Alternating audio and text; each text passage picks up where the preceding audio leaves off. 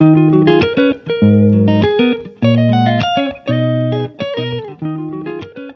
guys, you are welcome to Neztelly. Thank you so much for stopping by. It is so good to see you. Today we are reading a book that is making me sweet everywhere, right? The book is called What a Time to Be Alone. Yo, this book by Chidera Egure or something like that. Egure. I don't know how to pronounce the word well. The book is going to be here any moment from now if it's not here already. Okay. Honestly, when I picked up this book, I listened to it on script. What I thought was that okay, it's just a small book, just read it, However, it was an hour. I think it's not 2 hours, like an hour and a half long. And I just remember thinking, for a very small book, this book has a lot to say, like a whole lot, and a lot of good things. So let me start by reading the introduction because I don't know how to explain the book that would suit the book. Doesn't make any sense. So let me read the introduction. What a Time to Be Alone is a book by recovering hypocrites. It's here to remind you that no matter where you find yourself in life, there's always, you always have to face the truth, all of it. You are not alone, you are not crazy, your feelings are valid, and it's time to make peace with them, all of them. So that's kind of book this is. It's like, I don't know how to call it a self-help book, but it's basically like it's like, snap out of it, I would say that what this book did for me was that it started making me realizing that the way I need to treat myself, the things I accept, the things I do not accept, the things that I should consider valuable and the things I should not consider valuable.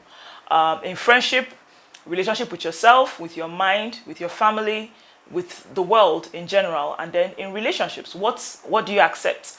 And all those things are they're not dependent on the other person. They are dependent on you. So what you choose, the Bible said what you allow is allowed, what you don't allow is not allowed. I'll look for the text and keep it here.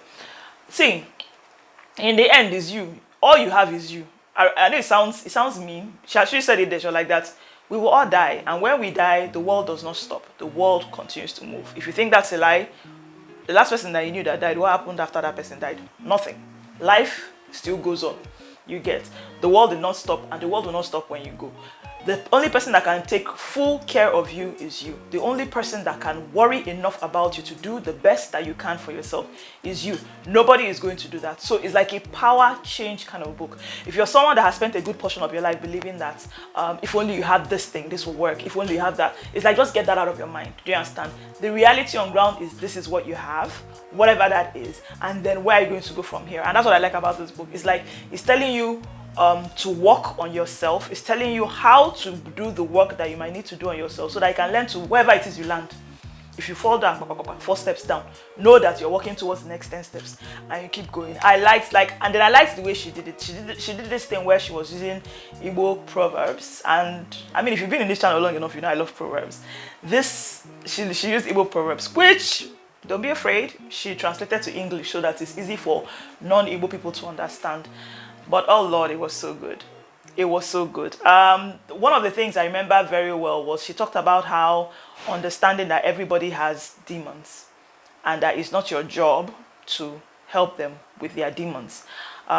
Get rid of the savior complex that you may not know that you have, where you go around thinking that you can save people from whatever issue that they are going through, especially in relationship. I think talking to enough women in Lagos here is making me realize that this is a common thing. A lot of women just think that, oh, he's just, this is just happening with him.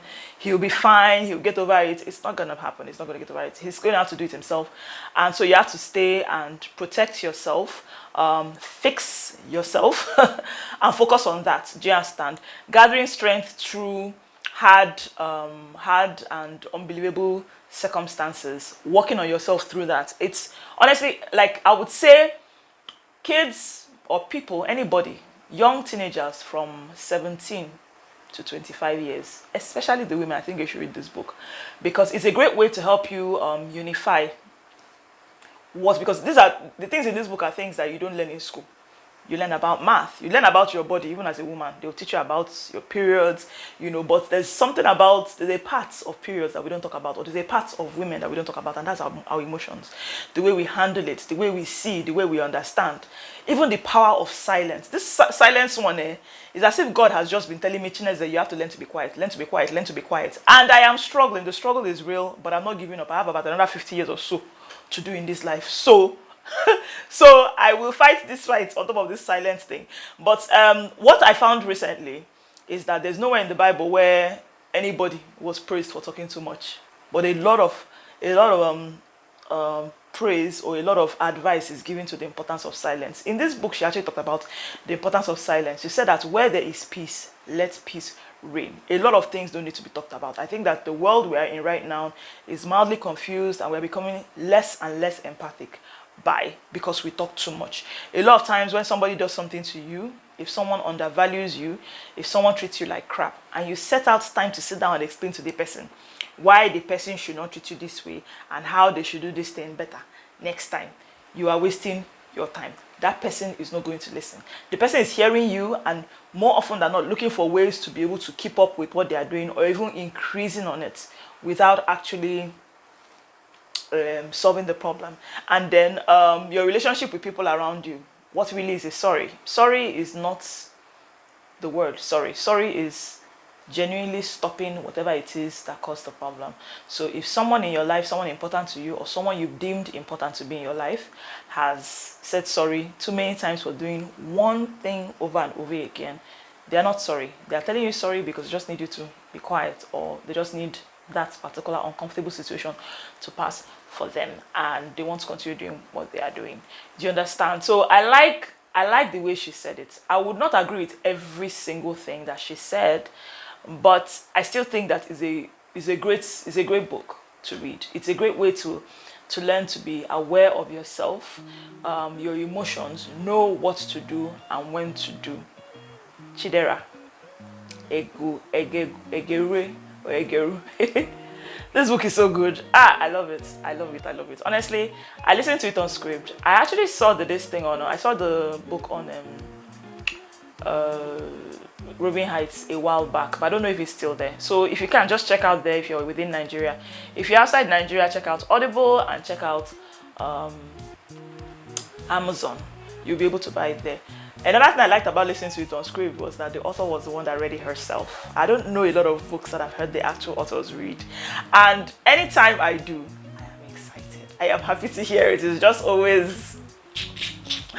Anyway, if you haven't already, please subscribe, like the video, okay, and then tell other people about it. Then leave a comment below if you have any questions about this. Ideas need to flow. We have to be able to get to a point where we get better as people, okay? And thank you so much for watching. Bye-bye. Till next time.